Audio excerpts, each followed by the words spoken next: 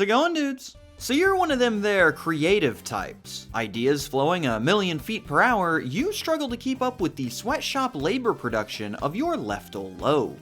And producing these ideas is not only tricky, but incredibly taxing, with work demands that dwarf the more relaxing careers out there like teaching, nursing, and asphalt paving. Oh yeah, I'm gonna get lit up for that one later. So it's really no surprise that some of these creators will take those opportunities to lighten the load by cutting corners. And one of the biggest corners that you can cut is that part where you come up with an original idea in the first place. Why go through all the trouble of making your own really cool thing when the public is clamoring for something very similar but legally distinct enough that you avoid a lawsuit? And nowhere is this more prevalent than with the many ripoffs of Monopoly.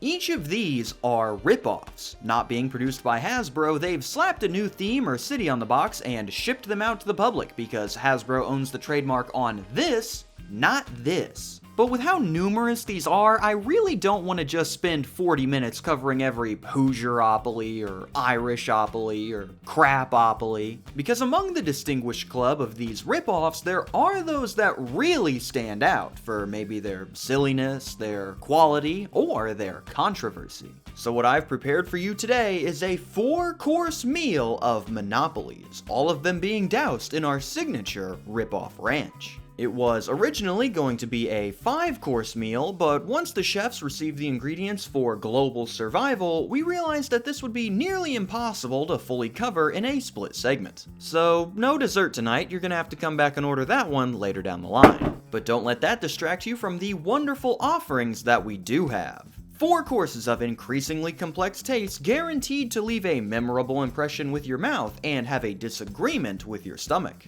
Your first course is on its way out now, so sit back and enjoy the worst and weirdest Monopoly ripoffs. To start off your lovely meal, we've prepared a fantastic hors d'oeuvre. Something simple designed to activate your taste buds and get you ready for the flavors to come. This selection is sourced directly from Late for the Sky, the industry leader in the Dashopoly scene, and is one of their finest offerings, Bibleopoly. Because when I think of the unwavering love of the Lord our God, the first thing that comes to mind is a game of Monopoly. Bibleopoly is the 1991 title that sees players race around famous cities from the Holy Text, collecting offerings and slowly constructing a house of worship. The first player to successfully build a church wins. Bibleopoly is your standard LFTS Monop ripoff. The money is now offerings, the properties are all locations from the Bible, the cards are faith/contingency and the abyss, and the hotels are now the game-ending churches. All of the name changes do make the game quite confusing on first viewing until you get the hang of the lingo, but eventually you will start to understand what's going on here. Unlike some other Late for the Sky titles, they have gone into this one and changed some of the mechanics to add more to the theme, which produces a lot of interesting effects on the gameplay. Can you take a wild guess on the first thing that they changed? Oh, come on! The railroads have, shocker, been raptured for being far too pure, and in their place, the abyss spaces have been left, which function as this game's community chess spaces. This is very interesting, as there are 2 other card drawing spaces still on the board, Faith and Contingency. But since making a third deck would go against the design philosophy they stole, they kinda just mashed these 2 together into the same deck. They really could have just made the spaces the same. Another change that the cards cause is that some of them require you to donate offerings to the community, which makes the free parking cash house rule mandatory like some of the newer Monopolies. But the biggest change to the game by far is the win condition, as whoever can build this game's version of the hotel first just outright wins the game right there. This causes a massive shift in the game's strategy, as ROI is no longer a consideration. You are locked in to pure speed.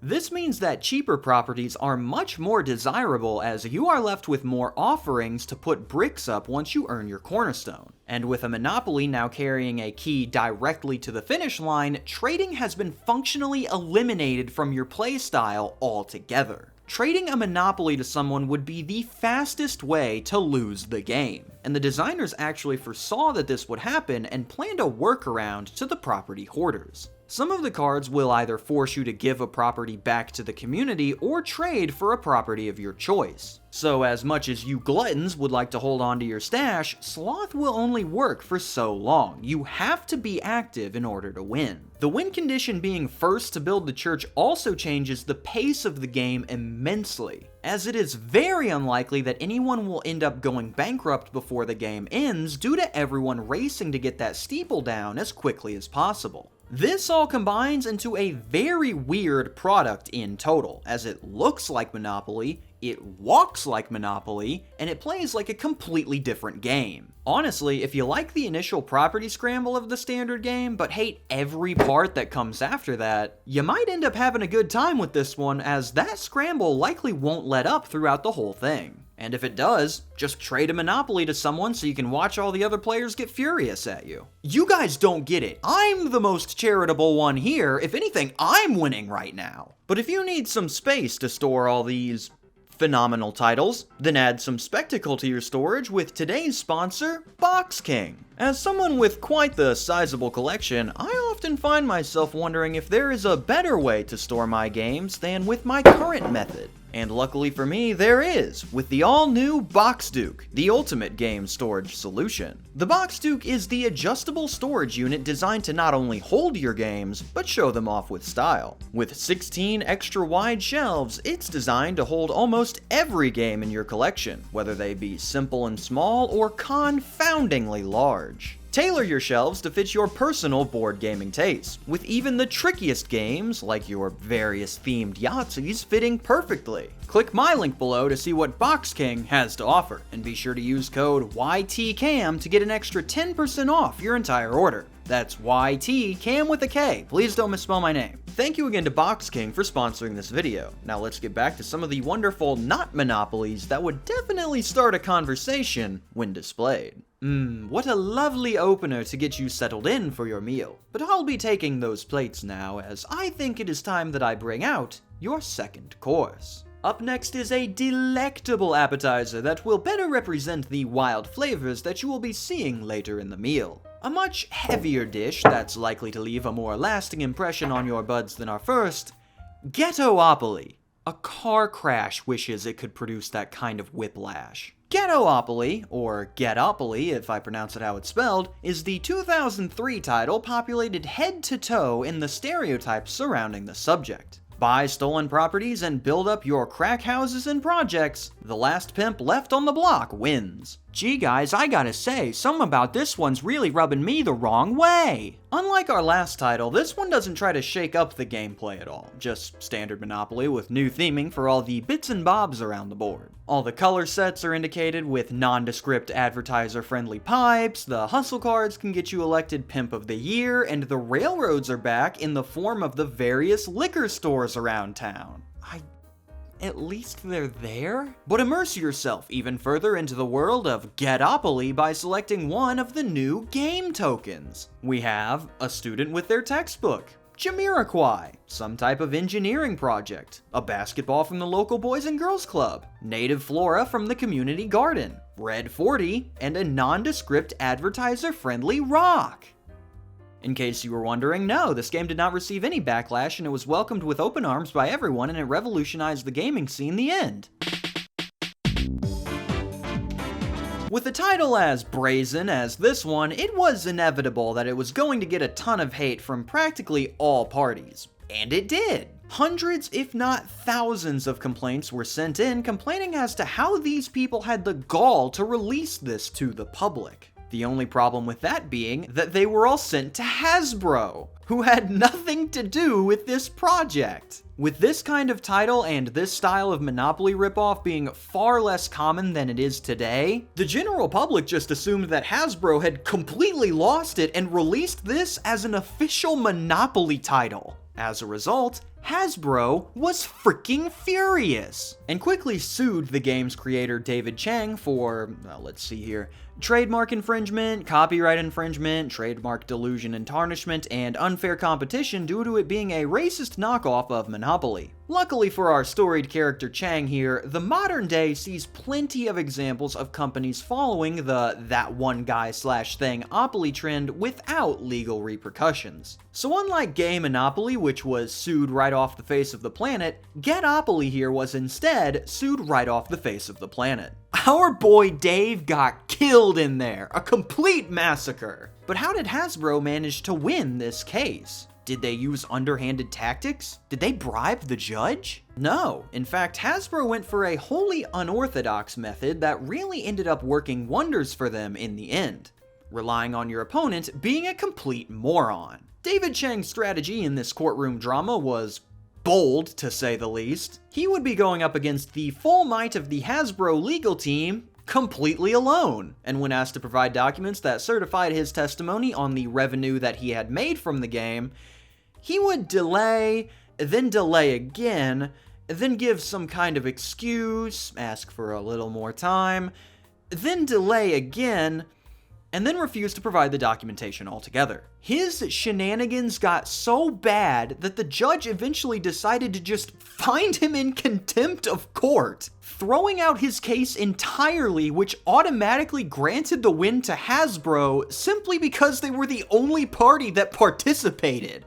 As a result of this, Chang was permanently enjoined from manufacturing, reproducing, distributing, advertising, selling, or displaying anything related to the Ghettopoly brand, including the future games that he had planned to produce, Redneckopoly, Hoodopoly, and Latinopoly. Chang was also forced to pay a $400,000 fine to Hasbro for damages, which matched what he testified was the profit he received from selling the game. Now, although I have portrayed Chang as a moron here, there was also the possibility that he was playing three-dimensional chess while Hasbro was caught playing checkers. In his testimony, he said that he had made $400,000 to $500,000 from selling the game. But when told to provide the documentation that proved this number true, he put them through the legal ringer until he was given the forced loss. When you lose this kind of legal battle, Hasbro is meant to get all of the profits that you made from the infringing product. And since they couldn't certify the number, the judge just gave them the lower end of Chang's own estimate. Now, what's interesting is that the courts did some number crunching, and based on Chang's other testimony of selling around 50,000 copies, they determined that at the lowest price that Chang ever charged for the game, he would have made at least $900,000 in profit, ignoring the fact that he had raised the price several times during the game's lifespan.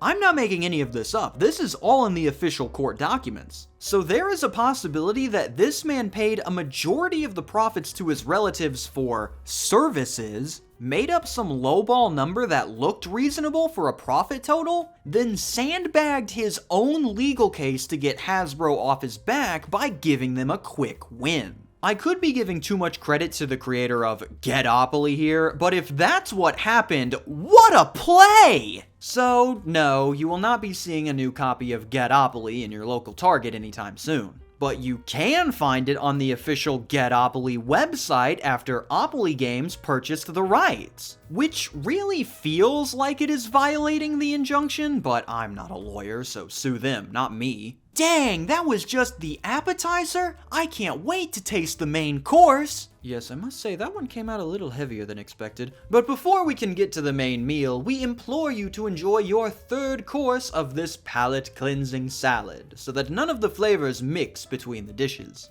Don't worry, our salads are specially crafted and carry their own appeal. So we do hope that you will be delighted by your third course, Mega Nation. Mega Nation is the 19-something or another title that sees players purchase some of the most powerful nations in the world to add to their borders. Drain your opponent's accounts and prove that you know more about the world. The last player remaining will rule their Mega Nation. This game is all over the place. The board is way smaller than any of the other games in this subgenre. The corner spaces all carry the exact same effect, and if you didn't catch my comment earlier, this thing doesn't even have a publishing year. The only reason I could get 19 something or another was because Russia was still using the Soviet flag. We're grasping at sickles here. Mega Nation's main shtick is that you are buying up nations of the world, as some of the premier players on the world stage, like the United States, France, Israel, and West Germany, are all up for grabs as you grow your worldwide borders. But what is interesting about Mega Nation is how it has separated itself as a ripoff, as it has decided to do something that I've seen no other title try, adding a second type of currency. Mega Nation does its business with two currencies, the standard dollars and passports. Money is money. You can buy things with it and pay off debts. The whole money can be exchanged for goods and services thing, very standard. Passports, on the other hand, are limited and country specific. Each nation only has a certain amount of these documents, and they can only be used for that country in question. For instance, say you wanted to buy France for $4 million. Oh, I'm getting swindled on that deal. You might only have 2 mil, but you do have 3 French passports. So you can take 2 of those and your 2 mil to get the 4 million France bucks needed to buy the country. But that's not the only use of passports, as you can take your final French doc and plug it into your freshly bought country, which will now force any player that lands there to give you a milli or a French passport. So these not only operate as a secondary currency, but as the houses that you use to increase your property's value. Properly confused yet? Fantastic, because we haven't even gotten to the trivia. Landing on one of the 6 international custom spaces will force you to prove that you know something about the world you are trying to rule, as you must choose whether to answer a human interest or geography question for one of the countries. Getting a question wrong gets you nothing, while a correct guess gets you either a milli or one of the available passports, and the chance to double or nothing your winnings by answering the question that you didn't choose. Now we're on a game show? What? If you are wholly non-confident in your abilities of knowledge, though, there is a third option that you can take. Forgo the trivia entirely and go for the surprise option, which will grant you a completely random effect that could be good or bad, who knows? Oh, we're not on a game show, we're at the casino. Gotcha. This is such a spaghetti-at-the-wall product that I'm surprised it even functions. The meeting for this had to have gone, alright, we want a Monopoly-style game where you buy countries, and the countries all have fun facts and trivia about them, and you can buy them with money, but also passports, and those also function as the building, so you need to use those wisely, but don't hold on to them too long, because a player can steal some if they forego our trivia mechanic entirely and go for the mystery box option. Steve, did you get all that? Theoretically? It's like they had 4 different game ideas, but only had enough in the budget for one, so they combined them all together and said, yep, that's one Mega Nation. It really is a tough one to figure out all the way, but you can just as easily get away with calling it Monopoly with countries and hit about 80% of what's going on here, so we'll just leave it there. I'm glad that you're enjoying your salad. We are proud of the mystery that our wide range of dressings provide. Now that you're done with that, I believe you are ready for the 4th course, our main course, the star of our show. The most complex dish on the menu, sure to leave even the most experienced patrons confused as to how or why it was crafted this way, Joel Harden's Mogul. If you choose to include the name as part of the title, I'm not just going to call it Mogul, you're getting the full title. Joel Harden's Mogul is the 2008 game that dared to ask, what if Monopoly not only hated you personally, but also thought that it was better than you? I'm serious, I don't think I've seen a game that wants to be played less than this one. I think you're more supposed to just think about how great it is. Joel Harden's Mogul takes a non-standard approach to this design, using the Monopoly framework to put forth a realistic depiction of real estate management. Use building profiles to invest in properties while shaking down the rentoids that bring in your buckaroos. First player to reach the predetermined net worth wins. This game aims to make you feel like the landlord you've always dreamed of being, managing multiple properties with a steady stream of cash coming in from those that choose to rent your abodes. But this game also works to help scrape off the glitz and glamour that is normally associated with that position, because it makes you work through everything that is required from that title with no regard for your health or well-being. The best description of the gameplay I have for this one is, have you seen Veilfist's Realistic Monopoly? You know, the one where you have to put up down payments on properties and carefully manage your funds so that your yearly mortgage payments do not outpace your yearly salary and you go into irreparable amounts of debt? Yeah, so imagine that, but they put it onto a physical board and took it 100% serious. To showcase what I mean, here are the components that you receive with your purchase of Joel Harden's Mogul. A box with what I must say are some pretty great inserts. Money and various playing pieces. 4 different types of cards, those being the Good Luck Bad Luck deck, the Property Info for Ownership deck, the Personal Mortgage deck, and the Investment Property Mortgage deck. The double-sided HUD-2 forms from the Department of Harden Urban Development, which you will use to catalog each of your properties. The double-sided financial worksheets, over which you will spend most of the game slumped in a stressed position. And one really confusing game board. Go ahead, try to tell me which of the 4 paths your pieces are meant to travel on. If you guessed the second to furthest ring, congratulations! You've earned the grand prize of learning about the mechanics. Now, as we all know, landlord is one of the toughest jobs that a person can take on, and no one wants you to know this more than the Philadelphia real estate mogul credited with designing the game. As such, Joel Harden's Mogul is going to put you through the absolute ringer, taking any semblance of intuitive game design out of the picture entirely and tossing you directly into the fire as if you just graduated real estate school. For example, here are some of the mechanics that you can expect to run into in your standard game, as listed by Amabel on the Board Game Geek page. In a normal game, you will come into contact with fully built-up mechanics like the double-sided worksheets for both individual properties and personal accounts, various types of loans, personal credit ratings, marriages, divorces, prenuptial agreements, sheriff sales, amortization, bankruptcy, foreclosure, and financial audits brought about by financial reporting errors, with errors in your favor requiring you to pay 10 times the difference unless the reporting error was committed within Section B of the worksheet. Yeah, I think I'm ready to jump right in. Quick question.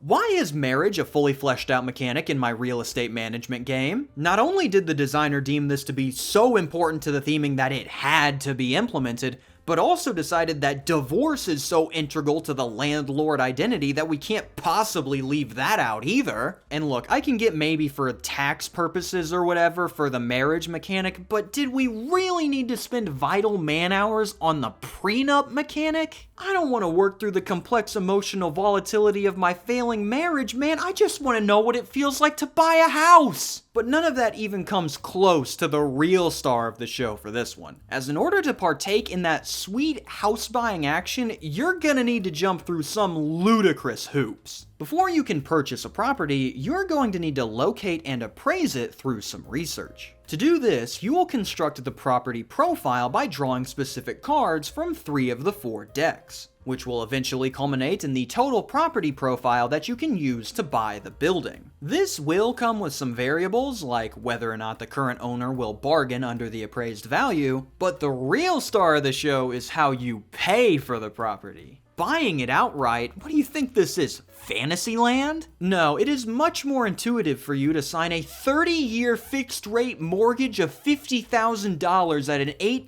APR carrying a $400 monthly payment. Doesn't this sound like a freaking blast? Veilfist did that as a joke. He put this nonsense in his game as a joke because of how awful that mechanic would be to play through. And yet, here it is, presented with the same certainty one would talk about drawing a chance card. Yeah, so once you land on that space, you can calculate the net operating income for your property so we can determine the building's total equity. We'll start with, what's that?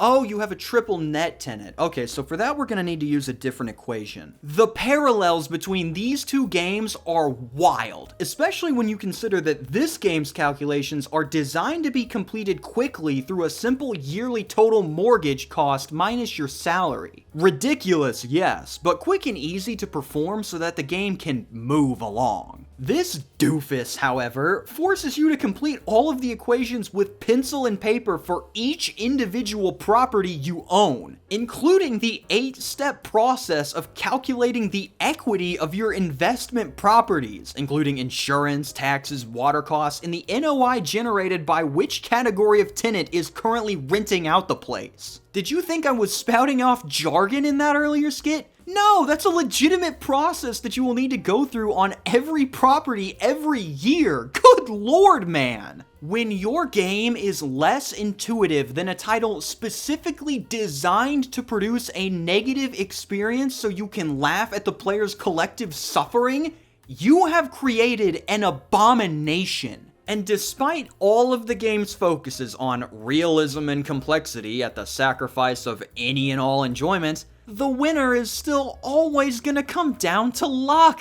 The winner will always be whichever player ends up rolling the dice the best. Heck, all of these games will, because they all share the same critical component that ties them all together.